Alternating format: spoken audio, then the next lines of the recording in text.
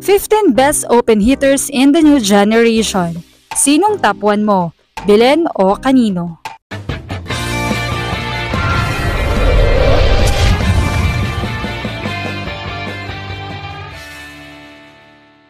What's up, Volleyball Nation? Welcome back to my YouTube channel. Narito ako para magbigay sa inyo ng updates tungkol sa mundo ng volleyball. Pero bago yan, don't forget to subscribe and hit the notification bell para updated ka sa aking mga videos. Narito na ang pick ni Volleyball Nation para sa mahusay na open hitters in this generation. Ka-Volleyball Nation, maaari mong i-comment sa ibaba kung sino para sa'yo ang mahuhusay. Top 15, Jewel Encarnacion, former UP Lady Maroons and now a Galleries High Tower riser. Mahusay, very vocal at malaki din ang impact sa team. Isa siya sa mga underrated players na dapat talagang mapansin. Top 14, Chenny Tagaod, from FEU. Walang takot at purong tapang lang tuwing papalo. Napaka-agresibo at vocal din. Sobrang baon ang palo lalo na kapag bibigyan siya ng combination play.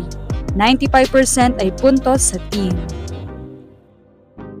Top 13, Cassie Dongalio. Batang walang takot, palo lang, deadma sa nagtatangka ng blockers.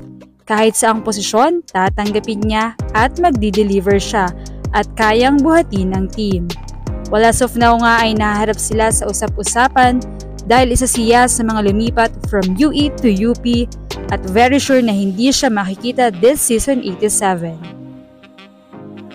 Top 12, Jonna Perdido. It's Perdido Gaming.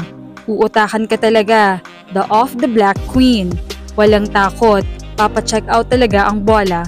Deadma sa mga tall blockers. Defense-wise.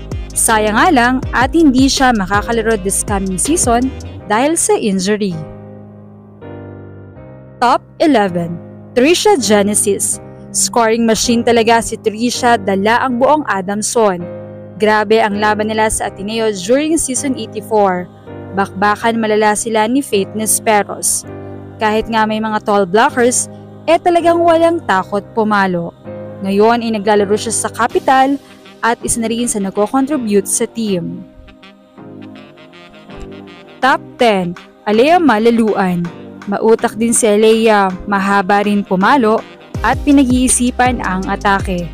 Walang pinipiling set, basta tinaas, palo lang.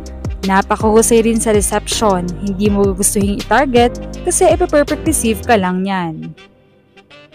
Top 9, Jolina De La Cruz. Grabe ang fighting spirit ni Jolens, especially way back in her LaSalle days. Ang kanyang rookie season at last playing year was her best season. Offense to defense ay very reliable. Ngayon ay nagbabalik na siya for farm fresh at hindi maikakaila ang kanyang husay. Top 8, Vange Alinsug. Sobrang lakas, high leaper si Vange. Reliable, sobrang bilis din ng bola. Magbaback row o front attack ay very dangerous. Sobrang sakit pag naka-facial ito. Top 7, Vanny Gandler. Sino mag-aakala na ang dating palaging nababash noong UAAP days pero isa na ngayon sa sinasandalan at bumubuhat para sa Team Signal HD Spikers. Grabe ang improvement ni Vanny. Grabe ang mga palo nito. Mahaba at sobrang approved ang kanyang back row attack. Top 6, Angge Poyos. Sobrang smart player ni Angge. Walang kaba. Kalma lang, taas mo, palo lang niya. Sobrang hirap i-block. Mataas tumalon at caring padaanin sa mga butas ang palo niya. Ipapacheck lang yan. Top 5, Faith Nesperos. Grabe yung panahon ni Faith na talagang sobrang lakas niya. Remember her rookie years at Ateneo? Maririnig mo talaga yung palo niya. Ang lakas. Scoring machine din si Faith. Ika nga ay napariwara na lamang dahil sa hindi magandang sistema na meron siya. Pero, despite sa kanyang pagbaba ng peak, deserve pa rin niya sa national team. Top 4, Princess Robles. Talagang power kung power din si Ces. Sobrang tibay ng contact sa bola at above the blockers din talaga. Reliable kapag need ng team at magdi-deliver talaga. Sobrang vocal din na leader. Top 3. Aya Laure. Well, Aya the best. Power, leader, grit, and giggle talaga. National team caliber. Husay rin sa pagbablock. Di basta-basta papatalo at di basta-basta bumibitaw sa game. Swag kung swag to boost her team's morale. Lamang o tambak, Aya, Madaling Laure ang atake. Top 2. Angel Canino. Heaven sent. Best offensive player sa ating mga collegiate players.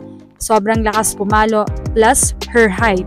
Grabe, dadasalin talaga ng isang team na magkaroon ng isang Angel Canino. Grabe rin ang passion sa laro at hindi bumibitaw basta-basta. Top 1. None other than Bella Belen. Well, sayo na ang corona, Bella, from offense to defense. Grabe ang talino sa game. Punong-puno rin ng tapang. Alam mong hindi papatalo. Sobrang vocal din at di basta-basta ipapaapi ang kanyang team. Well, hindi naman siya naging first ever rookie MVP nang wala lang. Kaya naman mga ka-VN, feel free to comment your choice. Sino ang top 15 mo? Or top 10? O pwede rin namang top 5? Anong masasabi nyo rito? Leave a comment below. Thank you for watching and don't forget to subscribe. We'll be right back.